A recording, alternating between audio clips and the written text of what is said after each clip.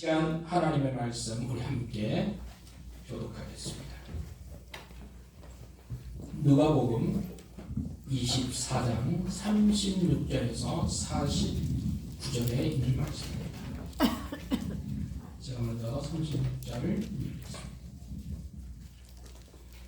이 말을 할 때 예수께서 친히 그들 가운데 서서 이르시되 너희에게 평강이 있을지어다 하시니 그들이 놀라고 무서워하여 그 본 것을 영으로 생각하는지라. 예수께서 이르시되 어찌하여 두려워하며 어찌하여 마음에 의심이 일어나느냐. 내 손과 발을 보고 나를 알라. 또 나를 만져보라. 영은 살과 뼈가 없으되 너희 보는 바와 같이 나는 있느니라. 이 말씀을 하시고 손과 발을 보이시나. 그들이 너무 기쁨으로 아직도 믿지 못하고 놀랍게 여길 때 이르시되 여기 무슨 먹을 것이 있느냐 하시니 이에 구운 생선 한 토막을 드리니 받으사 그 앞에서 잡수시더라. 또 이르시되 내가 너희와 함께 있을 때에 너희에게 말한 바 곧 모세의 율법과 선지자의 글과 시편에 나를 가리켜 기록된 모든 것이 이루어져야 하리라 한 말이 이것이라 하시고 이에 그들의 마음을 열어 성경을 깨닫게 하시고 또 이르시되 이같이 그리스도가 고난을 받고 제3일에 죽은 자 가운데서 살아날 것과 또 그의 이름으로 죄사함을 받게 하는 예배가 예루살렘에서 시작하여 모든 족속에게 전파될 것이 기록되었으니 너희는 이 모든 일의 증인이라.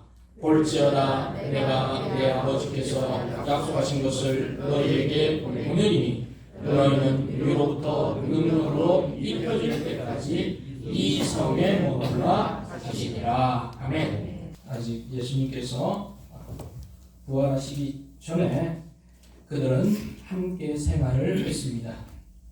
그들은 함께 있으면서 더 많이 기뻐했을 것입니다. 그런데 예수님께서 십자가에 돌아가신 그 직후부터 제자들은 슬픔에 빠져 들어갔습니다. 오늘은 부활주일입니다. 예수님의 부활을 계기로 우리도 슬픔이 아니라 기쁨으로, 두려움이 아니라 주님이 주시는 평강이 넘쳐나기를 바랍니다. 오늘 두려움에 빠져있는 제자들을 우리 주님 찾아오셨습니다. 그들을 향해서 주님이 하시는 말씀을 함께 보겠습니다. 두려움을 넘어서 평강으로 라는 제목으로 말씀을 나누겠습니다. 오늘 본문에 보면 예수님께서 돌아가신 직후에 또 부활하셨지만 제자들은 여전히 슬픔과 두려움 속에 빠져 있습니다. 제자들은 예루살렘에 모여 있었습니다. 그리고 그곳에 예수님께서 친히 가셨다고 36절에 말씀하고 있습니다. 36절 말씀을 함께 보겠습니다. 시작. 이 말을 할 때 예수께서 친히 그들 가운데 서서 이르시되 너희에게 평강이 있을지어다 하시니 그랬습니다. 부활 그날 예수님께서 부활하시고 또 몇몇 여자들이 일찍이 와서 예수님의 빈 무덤을 보았고 예수님으로부터 부활 소식을 전해 들었습니다. 그래서 예수님은 너희들이 가서 제자들에게 내가 부활했다는 사실을 알리라 그렇게 말했습니다. 그런데 제자들은 그 소식을 듣고도 믿을 수가 없었습니다. 예루살렘 그 성에 그들이 모여있는 그때에 예수님께서 직접 그들에게 가셨다고 말하고 있습니다. 예수님께서 그들에게 평강이 없는 것을 보고는 뭐라고 말씀하셨습니까? 너희에게 평강이 있을지어다 그렇게 말했습니다. 평강 그것은 우리의 마음이 요동치는 그런 상태가 아니라 파도치는 그런 상태가 아니라 평화로운 주님의 다스림 가운데 우리의 마음이 거의 평화로운 그런 상태를 가리켜서 평강이라고 합니다. 우리 옆에 분들에게 한번 이렇게 축복하면 좋겠습니다. 평강이 있을지어다. 한번 이야기합시다. 평강이 있을지어다. 평강이 있을지어다. 우리 그리스도인들에게 가질 수 있는 여러 유익들이 있지만 주님이 주시는 평강, 이것은 아주 값진 보물인 줄 믿습니다. 만일에 돈을 주고 우리가 평강을 살 수 있다면 그 평강을 얼마를 매길 수 있겠습니까? 아마 히트 상품이 될 거예요. 돈으로 주고 만들어 팔 수만 있다면. 근데 우리 주님은 믿는 자 우리에게 그냥 주신 줄로 믿습니다. 그냥 주셨습니다. 제자들 향해서 평강이 있을지어다 그랬습니다. 그런데 그 제자들의 표정들이 다 밝지가 않았습니다. 깜짝깜짝 놀랐습니다. 왜냐하면 37절을 보면 제자들이 어떤 상황인지 말하고 있습니다. 37절 보겠습니다. 시작. 그들이 놀라고 무서워하여 그 보는 것을 영으로 생각하는지라. 우선 놀랐습니다. 무서웠습니다. 여러분, 자기들과 함께 지냈던 그 예수님이 죽은 걸 자기들이 보고 들었는데 3일 만에 자기들 앞에 딱 나타나니까 얼마나 무섭겠어요. 얼마나 두렵겠습니까? 그래서 성경은 영으로 생각했다 그렇게 얘기했습니다. 영은 실체가 없지 않습니까? 예. 근데 보통 이렇게 제자들이 그동안 보았던 영들은 어떤 영이었어요? 성령을 본 적이 없잖아요. 제자들은 어떤 영을 보았습니까? 악한 영들을 봤습니다. 귀신의 영을 봤다는 거예요. 그 귀신을 보고 그들이 얼마나 놀랐겠어요. 그런데 예수님을 보고 거의 그런 수준으로, 근데 성경에서는 감히 어떻게 예수님 앞에 그렇게 쓸 수가 있겠습니까? 그래서 그냥 중립적인 영으로 생각했다 이렇게 한 거예요. 그 정도로 그들은 두려웠던 거예요.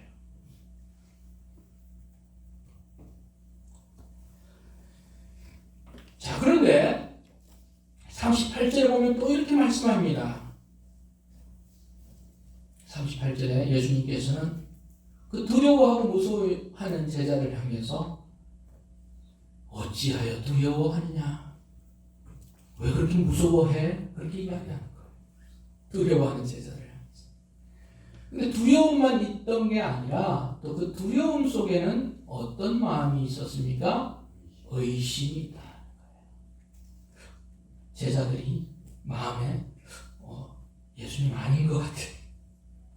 그런 의심.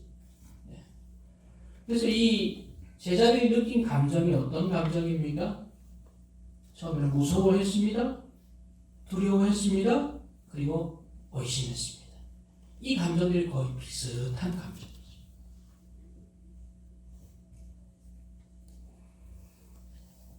제자들은 예수님이 나타났지만 예수님을 의심의 눈초리로 계속 보고 있는 거예요.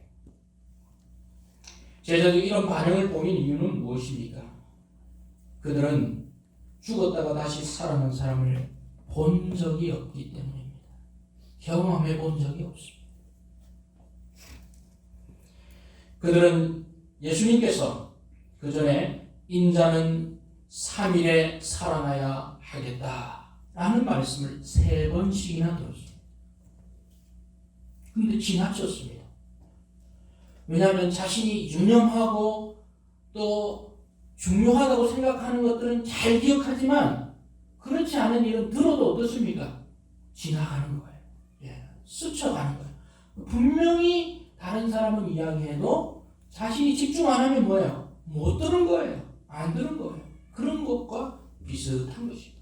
예수님 말씀하셨습니다만 제자들은 그런 일이 있을 수 없어 귀를 다문 거지. 누가복음 24장 10절 11절은 이렇게 말합니다. 이 사건이 벌어지기 직전에 어떤 일이 벌어졌냐면 이미 이 새벽에 막달라 마리아와 몇몇의 여자들이 무덤에 왔어요. 남자들은 다 쫄고 있고 누가 갔어요? 여자들이. 할렐루야. 아멘. 뭐 또 아멘까지. 여자들이 영감해요. 예. 남자들이 그 새벽에 가면 그냥 잡혀 죽을 것 같으니까 그냥 이 11명 꽁꽁 묶어 있는데 자기들끼리 이렇게 도망가지. 여자들은 가잖아요. 대단해요. 조심해야 됩니다. 예.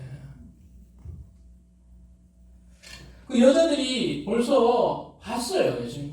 그래서 뭐라고 얘기하면 이것을 사도들에게 알리니라 그랬죠. 그 다음 구절에 중요해요. 같이 읽읍시다. 시작. 사도들은 그들의 말이 허탄한 듯이 들려 믿지 아니하나. 사도들은 남자예요, 여자예요? 남자잖아요, 그렇죠? 누가 믿었어요? 여자들이 믿었다. 얘기해줘도 허탄한 듯이 들려 그랬어요. 허탄한 듯이 허무맹랑하게 들려서 믿을 수가 없죠. 믿지 않았어. 그러니까 믿지 않은 사람들한테 예수님이 더 나타나니까 깜짝 놀라는 거죠. 한 번 죽음은 영원한 죽음이라고 생각했습니다. 사람은 결코 죽음 이후에 살아날 수 없다. 그것이 진리라고 여겼습니다. 부활이라는 것은 거짓말이다 생각을 했습니다. 그래서 십자가에서 분명히 옆구리에 창을 그리고 손과 발에 못을 박은 그 주님은 죽으셨어요. 살아날 수 없다. 이것이 제자들의 생각이었습니다. 그들은 죽음을 목도했습니다. 그래서 그들은 두려웠습니다. 슬펐습니다. 무서웠습니다. 그들을 지배했던 감정은 바로 슬픔과 두려움과 무서움이었습니다. 그 이면에는 예수님에 대한 실망감도 있었을 거라 생각이 듭니다. 그래서 의심이 또 들었던 것입니다. 부활의 주님을 만났지만 제자들이 보인 반응은 지극히 자연스러운 반응이었습니다. 성도 여러분, 부활을 알지 못하고 믿지 못하면 우리도 두려울 수밖에 없는 줄 압니다. 우리가 부활을 믿지 않으면 두렵습니다. 무섭습니다. 의심이 생길 수밖에 없습니다. 부활의 주님을 만나지 못하면 우리 안에는 진정한 평강이 없는 것입니다.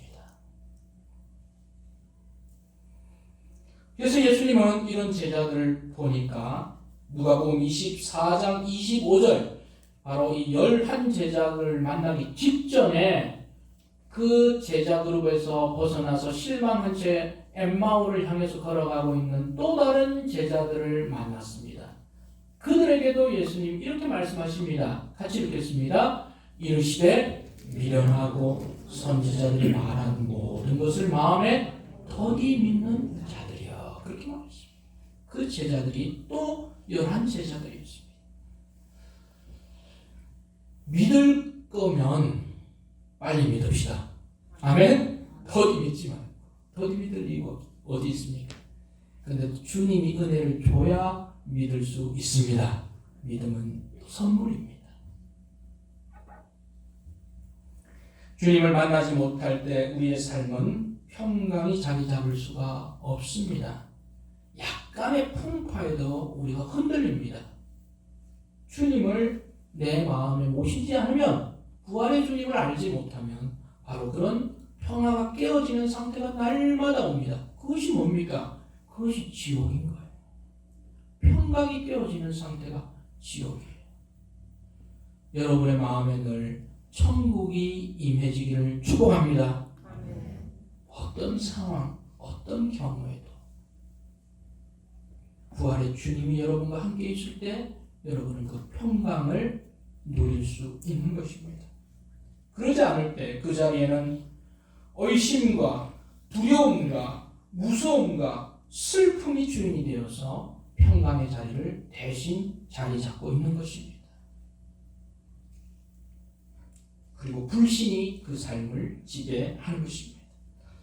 이러한 제자들을 보았을 때 우리 주님의 마음이 어떠하셨으리라 생각이 듭니다. 주님은 그 다음에 그들을 향해서 어떤 일을 하십니까? 39절을 보겠습니다. 39절 같이 읽습니다. 시작. 내 손과 발을 보고 나인 줄 알라. 또 나를 만져보라. 영은 살과 뼈가 없으되 너희 보는 바와 같이 나는 있느니라. 두려워하고 있는 제자들 가운데 예수님이 서셨습니다. 그래서 내 손과 발을 보고 나인 줄 알라. 여러분 한 3년 이렇게 같이 다니다 보면 손, 발 아시겠죠? 예. 그리고 이 손과 발은 그냥 예수님의 손과 발이 아닙니다. 십자가에서 어떻게 했습니까? 고난을 받은 손과 발이었어요. 그 손과 발이 얼마나 상처가 있었어요. 그대로의 모습. 그런데 요한복음의 저자인 요한은 지금 누가복음의 저자는 손과 발을 보여주셨다 이렇게 말하고 있어요. 근데 요한은 좀 더 직접적입니다. 손과 발에 하나가 더 덧붙여졌어요. 뭐가 덧붙여졌을까요? 옆구리가. 손과 옆구리를 보여주셨다 그랬어요. 왜냐하면 그 옆구리는 어떤 옆구리입니까? 창이 쏙 들어갔다 나왔던 그 옆구리를 보여주셨다. 봐라! 그렇게 이야기를 했습니다. 근데 보니까 제자들이 좀 표정들이 좀 그래요. 그래서 또 보니까 못 믿겠어? 이제는 어떻게 해요? 나를 만져보라. 만져봐야 되잖아요. 그렇죠? 예. 뭔가를 만져봐서 촉감을 느껴야 돼. 그래서 만지는 거예요. 그 제자들이 누구 1번부터 줄 서. 그래서 1번부터 만졌어요. 손 만지고 발 만지고 또 저기 옆구리 만지고 그렇죠? 거기는 만지지 마. 그러면서 다 만졌어요. 직접 만져봤을 거예요. 진짜인지 아닌가. 영은 형체가 없습니다. 영이라고 하는 것은 이 푸뉴마라고 하는 건데 형체가 없어요. 그래서 하나님은 형체가 없으시죠. 영이시니 형체가 없는 것과 실체가 없는 것은 완전히 다릅니다. 그렇죠? 영은 살과 뼈가 없어요. 예. 우리의 영, 혼, 살과 뼈가 없죠. 예수님은 영이 아니었어요. 부활하신 몸은 보니까 살과 뼈가 아니라 그대로 이 몸이 그대로 또 다쳤던 그 몸 그대로 육체 그대로 그래서 부활의 몸이 바로 이 몸이라 보여주신 거예요. 41절 41절 보겠습니다. 먼저 보여주셨어요. 예수님께서 쭉 보여주셨어요. 예. 실물 교육, 예. 직접 만져보는 교육, 촉각으로 그렇죠? 예. 근데 제자들이 참 의심심해요. 거기서 멈추지 않아요. 41절 같이 읽습니다. 시작. 그들이 너무 기쁨으로 아직도 믿지 못하고 놀랍게 여길 때 이르시되 여기 무슨 먹을 것이 있느냐 하시니. 여기 보면 상당히 좋은 표현이에요. 너무 기쁨으로. 이건 참 좋은 거예요. 근데 또 한편은 뭐예요? 아직도 믿지 못하고. 야, 신기하네. 근데 못 믿겠네. 그랬던 것 같아. 제자들이가. 기쁘긴 해요. 왜냐하면 예수님을 뵀으니까. 예수님이 앞에 있으니까 기쁜데 그런데 한 구석은 아직 못 믿을 것 같아요. 그래서 놀랍게 여겨요. 예수님이 두 번째 교육을 시킵니다. 두 번째 교육은 무슨 교육이에요? 그래, 내가 보여주마. 먹을 것이 있느냐? 그랬어요. 42절에 뭐가 있습니까? 제자들이 생선 한 토막 가져와봐. 생선 한 토막. 43절에 보니까 같이 읽읍시다. 시작. 받으사 그 앞에서 잡수시더라. 돌아가서 몰래 드신 게 아니에요. 어디에서요? 그들 앞에서. 자, 먹는다. 자, 눈알, 아가미. TV가 유튜브에 보니까 요즘 이 먹는 방송 많이 나오더라고요. 얼마 전에 제가 먹는 방송 하나 봤는데, 저 그거 보는 사람이 아닙니다. 어떻게 이게 연관해서 이게 하나씩 뜰 때 있잖아요. 라면 한 번에 8봉지 먹더라고요. 와, 좀 놀래주세요. 몇 봉을 먹어야 놀래겠어요? 예? 그 자리에서 그러니까 라면 하나가 한 2젓가락이 다 그냥 들어가더라고요. 와, 대단해요. 그리고 또 재밌잖아요. 또 여기 보니까 짜장면 10그릇. 짜장면 10그릇 먹으면 그냥 하루 종일 먹는 게 아니고요. 3분인가 5분인가 시간 딱 있어요. 그러면 얼마? 200만 원. 소스까지 다. 먹더라고요. 예. 혹시 도전 한번 해보실 분 있습니까? 그런 거 할 걸 못합니다. 200만 원 받는 것보다 병원비 한 500만 원 나올 것 같아요. 그래서 제가 드리고 싶은 말씀은 최초의 먹기 방송은 누가 시작하셨다는 거예요? 예수님이 원조입니다. 예수님 원조예요. 보여주시잖아요. 유튜브가 그때 있었으면 조회수가 쫙 올라갔을 거예요. 그 앞에서 잡수시더라. 누구를 위해서요? 제자들을 위해서. 그 다음에 예수님께서 먹기까지 하셨어요. 그런데 또 44절을 보니까 또 뭐라고 그럽니까? 또 계속 나오죠. 또가 계속 나와요. 또 한 단계 하니까 또 안 되면 또 계속 하는 거예요. 같이 읽겠습니다. 시작. 또 이르시되 내가 너희와 함께 있을 때 너희에게 말한 바 곧 모세의 율법과 선지자의 글과 시편에 나를 가리켜 기록된 모든 것이 이루어져야 하리라 한 말이 이것이라 하시고. 그 다음은 가장 중요한 성경을 가지고 예수님이 이제 또 말씀해 주시는 거예요. 내가 부활했는데 이것은 그냥 나온 게 아니라 모세의 율법, 선지자의 글, 시편 이것을 합쳐서 뭐라고 부릅니까? 모세의 글과 선지자들이 쓴 글과 시편을 합쳐서 뭐라 그래요? 구약 성경이라고 그럽니다. 구약 성경 전체를 말하는 거예요. 구약 성경이 모세가 쓴 모세오경, 그리고 선지자들이 쓴 소선지서, 대선지서, 그리고 시편까지 합쳐서 뭡니까? 39권이 구약 성경이죠. 구약 성경 전체가 나를 가리켜 기록된 예수님을 가리켜서 일어날 예언을 하고 있는 부분이 있어요.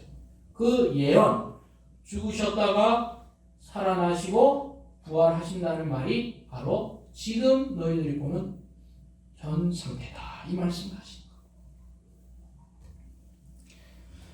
여러분 성경, 구약 성경을 39권이지 않습니까? 상당히 분량이 많습니다. 시편만 해도 뭐 119편이나 되고 신약 성경에 비하면 현저히 많죠. 근데 구약 성경, 신약 성경을 통틀어서 한 단어로 이야기하면 우리가 한 단어로 말할 수 있습니다. 어떤 단어로 말할 수 있습니까? 바로 부활. 비슷한데 정확하진 않고 어떤 단어일까요? 복음? 그것도 비슷한데 복음과 부활의 주인공 누구세요? 예수님이에요. 그래서 한 단어, 성경은 뭐에 대해서 말씀하고 있어요? 예수. 그래서 구약은 앞으로 오실 그리스도를 보여줘요. 신약은 이미 오신 그리스도, 또 오실 재림할 그리스도를 보여주는 거예요. 그래서 한 단어는 예수님이에요. 성경에서 좋은 뭐 문학적인 기법이나 뭐 어떤 여러 가지 것들을 다 발견하고도 그 핵심되는 누구? 예수님을 발견하지 못하면 성경은 헛읽는 거예요. 예수님을 읽어야 돼요. 구약의 모든 내용들은 앞으로 오실 예수님을 보여주고 있는 것입니다. 성경 레위기를 보면 수많은 제사법이 나옵니다. 그 제사법에 짐승들은 이런 짐승 저런 짐승, 또 제사를 드릴 때는 태워 드리고, 그리고 그 피는 어떻게 하는 그 모든 제사를 왜 보여주는가? 그것은 앞으로 예수님께서 당하실 고난을 보여준 것입니다.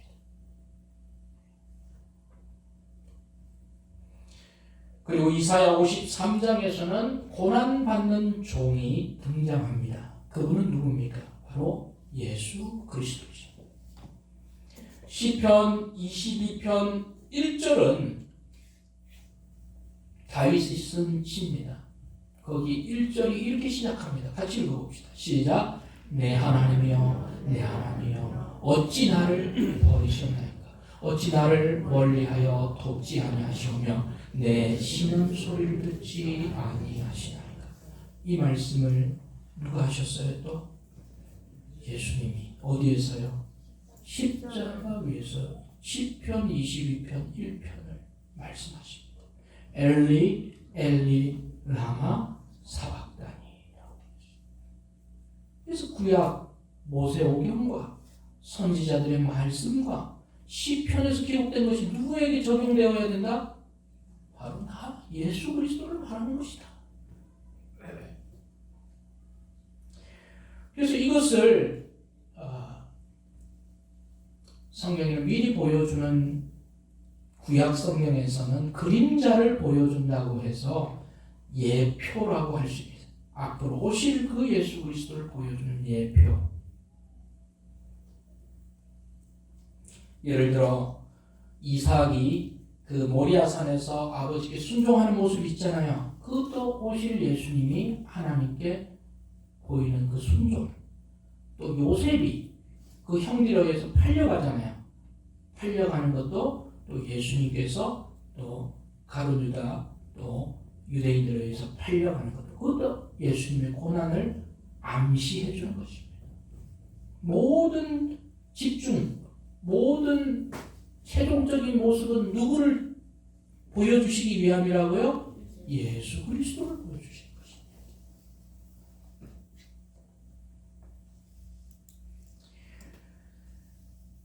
예수님은 제자들에게 그 말씀을 해주고 있는 거예요. 그런데 이 말씀은 예수님께서 이 11 제자들에게만 얘기해 준 게 아닙니다.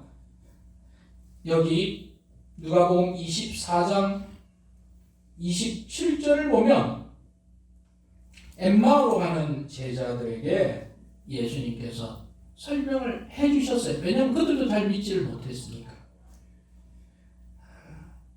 24장 27절을 여러분 성경을 한번 보십시다. 거기 보면 뭐라고 말씀하고 있습니까? 같이 읽겠습니다. 시작. 이에 모세와 모든 선지자의 글로 시작하여 모든 성경에 쓴 바 자기의 가는 것을 자세히 설명하시니라.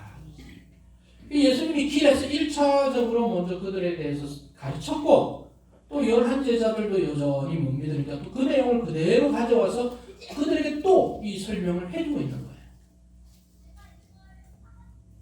자, 그렇게 설명해 주니까 본문 45절에 제자들이 이제 그들의 눈이 조금씩 열립니다. 45절 같이 읽겠습니다. 시작. 이에 그들의 마음을 열어 성경을 깨닫게 하시고. 아멘. 성경이 깨달아지기 위해서는 열려져야 되는데 무엇이 열려져야 됩니까? 마음이 열려져요. 이 마음은 우리 각자가 가지고 있는 보이진 않지만 가장 중요한 거 아닙니까? 뭐가 열려져야 말씀이 이해되고 깨달아집니다. 근데 그 마음을 또 열게 하는 분은 사람이 억지로 할 수 없습니다. 그것이 바로 예수님께서 보내주신 성령님의 역할입니다.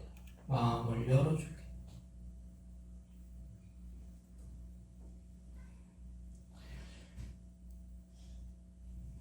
그래서 이렇게 성경이 깨달아져야 됩니다. 마음이 열 때 성경이 이해됩니다. 깨달아집니다. 여러분들 다 그런 기억들이 또 경험들이 있으실 것입니다. 구원받은 직후에 구원받은 성도들은 대부분 성경에 집중이 할 수밖에 없죠.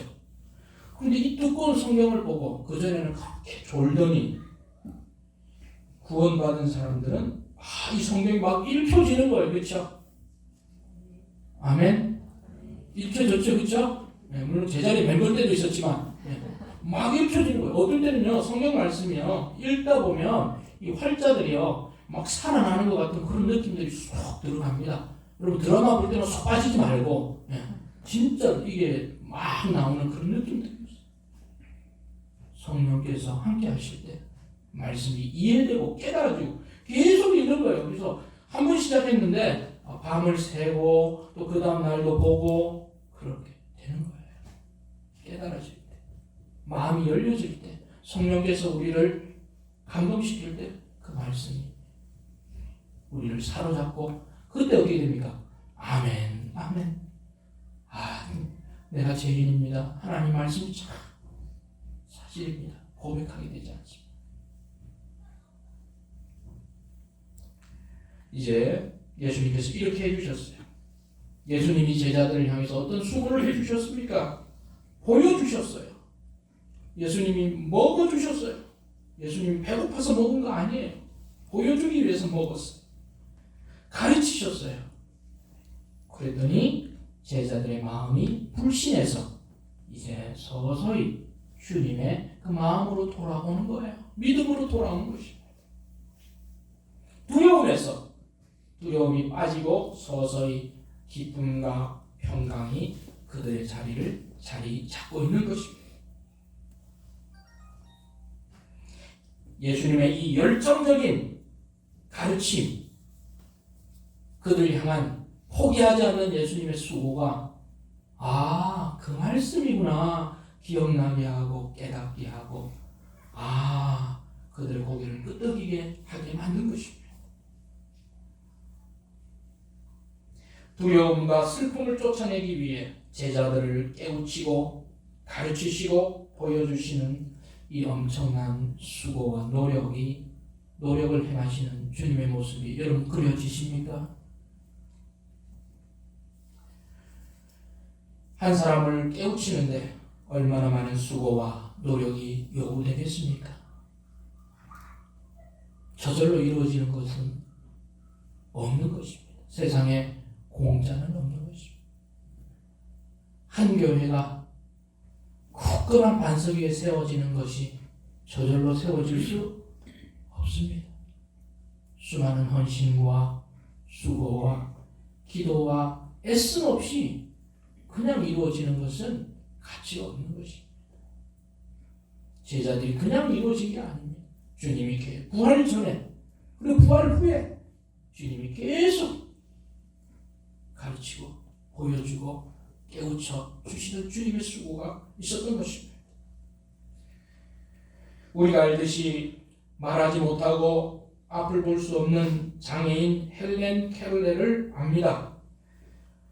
헬렌 켈러를 혼자 있었으면 그 사람은 그냥 장애인으로 불과했어요. 그런데 그 옆에 누가 있었습니까? 설리반 선생님이 있었어요.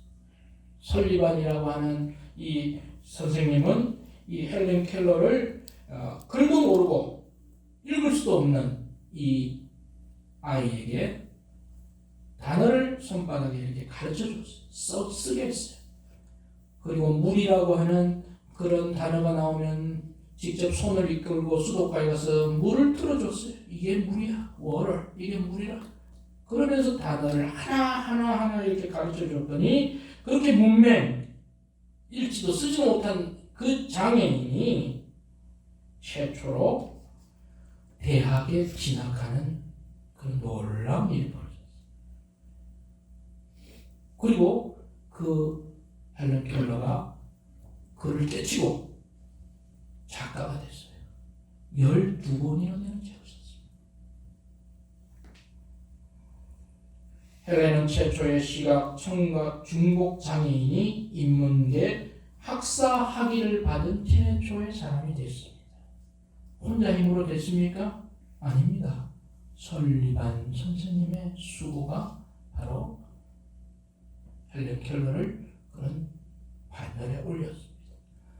물론 두 사람은 지금 나란히 무덤에 같이 묻혀 있습니다. 같이.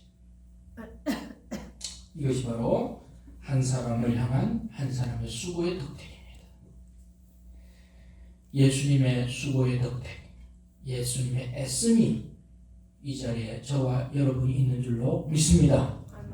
누군가의 수고, 누군가의 애씀, 누군가의 그 기도, 누군가의 그 인내가 없이 이 자리에 앉아있는 분 아무도 없어요.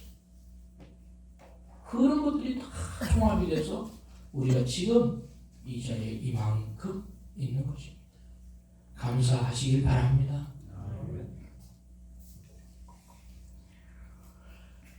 예수님은 이런 내용을 읽어준 이후에 이제 바른 부활이 무엇인가를 알려주셨습니다. 46절입니다. 같이 읽겠습니다. 시작.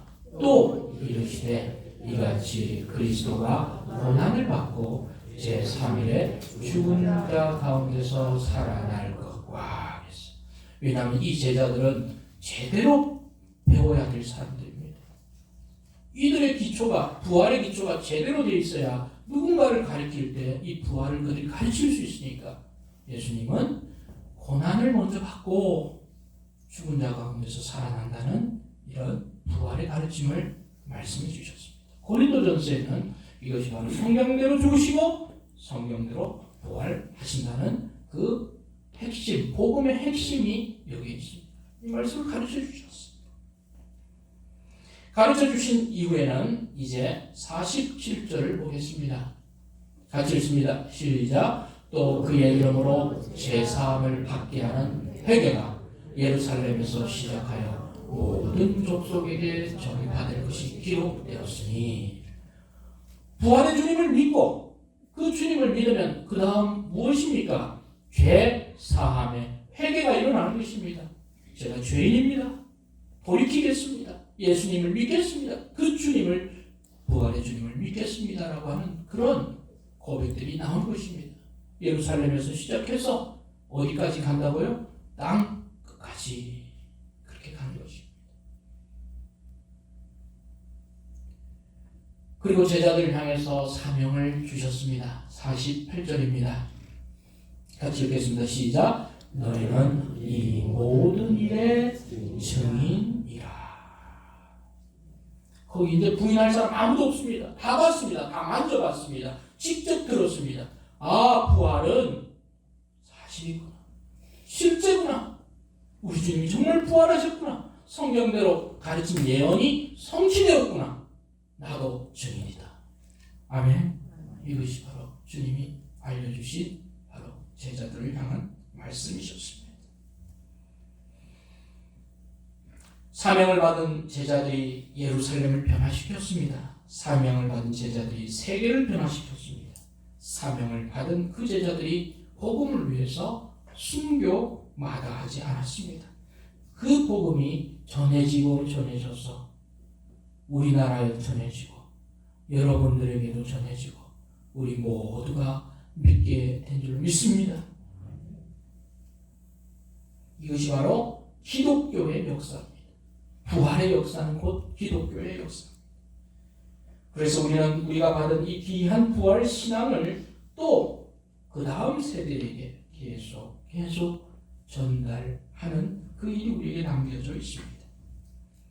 불신앙의 제자들, 의심과 두려움의 제자들이 부활의 증인이 되기 전까지 예수님의 수고와 가르침과 애씀이 고스란히 담겨져 있었습니다. 한 사람이 예수 그리스도를 믿고 하나님의 자녀가 되는 데에는 많은 수고와 노력이 당연히 들어갈 수밖에 없습니다. 그래서 바울 사도는 갈라디아서 4장 19절에 이렇게 말씀했습니다. 같이 읽겠습니다. 시작. 너희 속에 그리스도의 형상을 이루기까지 다시 너희를 위하여 해산하는 수고를 하노니. 어떤 수고를 한다고요? 해산하는 수고. 바울이 애도 안 낳는데 어떻게 해산하는 수고를, 그렇게 그런 마음이죠. 해산하는 수고. 우리 여기 자매님들, 자녀를 낳아 보신 분들, 그 해산하는 수고 얼마나 크겠어요. 그렇죠? 그런 수고를 한 사람, 또 자기가 양육하는 그 누군가를 향해서 바울이 그리스도의 형상을 이루기 위해서 나는 그 수고를 하고 있다. 여러분들이 수고 없이 이루어지는 것은 아무것도 없습니다. 여러분의 수고가 무언가 귀한 열매를 맺게 하는 줄로 믿습니다. 수고를 합시다. 부활의 증인으로 살아간다는 것은 단순히 예수님의 부활을 믿고 아는 것에 멈추지 않습니다. 알면은 행하는 것입니다. 사랑하면 사랑하는 만큼 사랑하게 되십니다. 주님을 알면 더 알고 싶고 주님을 사랑하면 더 사랑하는 마음으로 우리는 부활의 증인이 되어야 하는 것입니다. 오늘 이 말씀을 듣고 우리가 새겨 들어야 할 말씀 무엇입니까? 부활을 알지 못하고 믿지 못하고 부활의 주님을 만나지 못하고서는 우리는 평강을 누릴 수 없다는 사실입니다. 또 주님의 부활, 또 그 주님을 개인적으로 확신하지 않으면 우리는 증인으로서도 살아갈 수가 없는 것입니다. 그래서 우리는 부활의 주님을 만나야 할 뿐 아니라 그 성경이 말씀하시는 분이 예수 그리스도이심을 우리는 확신하고 흔들리지 말아야 하는 것입니다. 그럴 때 우리 안에 평강이 있습니다. 그리고 그 평강을 가지고 일꾼은 증인이 되는 것입니다. 평강 가운데 사역을 감당하는 것입니다.